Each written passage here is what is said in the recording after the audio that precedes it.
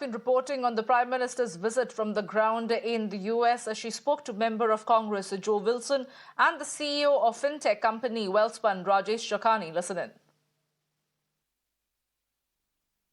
I'm standing right outside the White House and I have with me John Kirby, the White House spokesperson for national security issues.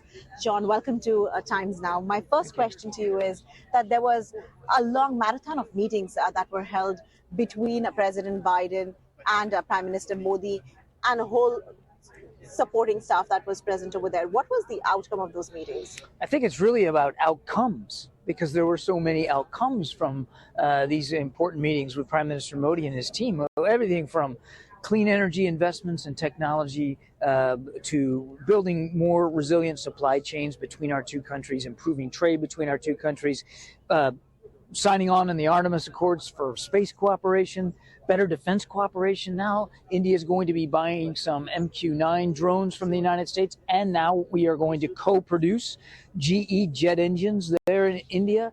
And of course, and this should not be forgotten, is bolstering people-to-people ties, improving and increasing the number of educational exchanges that we have between young Indians and young Americans. So an awful lot of outcomes from today. So when you talk about co-production, what does it actually mean? Are you going to be transferring technology and India will be able to own that technology? You'll be sharing all the information with India? How is it going to work It is out? a technology transfer so that India can build these jet engines there intrinsically, organically in India that for their use, whether it's commercial or even defense use. And we heard about all of these announcements being made. Even the Prime Minister and the President mentioned about them.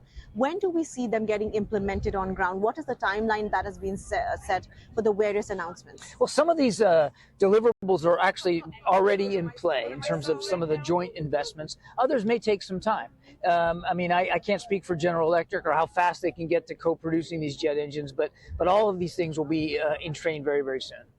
But when you say very soon, like when we're talking about an educational partnership and cooperation in other areas, what are the concrete steps that the governments are going to take to strengthen them? Well, I think one of the big things that came out of this was opening up new consulates, right, in each country. The Indians want to have a consulate in Seattle. We're going to have two more in India. And through those diplomatic channels, we'll be able to start working these muscle movements for all of these deliverables in coming weeks. But going specifically on national security issues, you know, in the Indo-Pacific, we're seeing an increasingly important role for India.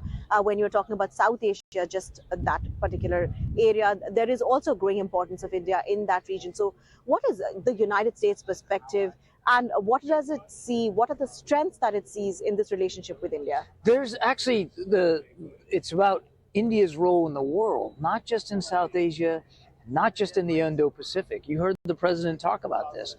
India is a global force for good. And this bilateral relationship between us is also a global force for good. And you ask, well, why is that? Well, because India is a vibrant, healthy, viable democracy with a young population that wants to grow and develop and learn and innovate. Number two, it's a powerful economy. What